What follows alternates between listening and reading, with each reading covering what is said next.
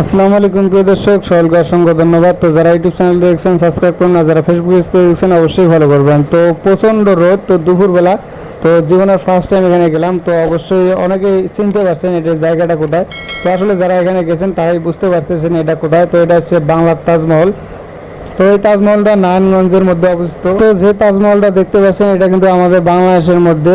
তো আসলে যেটা মূল তাজমহল সেটা হচ্ছে ভারতে। তো আসলে বাংলাদেশের মানুষ চিন্তা ভাবনা করে এটা তৈরি করছেন, যেহেতু অনেক সাধারণ মানুষ আছে যারা ইন্ডিয়া গিয়ে তাজমহল দেখতে পারবে না। তো তাদের জন্য এই বাংলাদেশের মধ্যে এটা ভালোবাসার স্মৃতি হিসেবে তৈরি করা হয়েছে এই তাজমহলটি।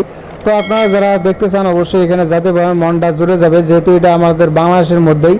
তো যেহেতু আমাদের তাজমহল দেখতে ইন্ডিয়া ভারত যাওয়া লাগে না, তো অবশ্যই দেখবেন, যদি সময় মেলে তাহলে অবশ্যই এখানে যাবেন। তো এটা হলো বললাম এই নারায়ণগঞ্জের মধ্যে।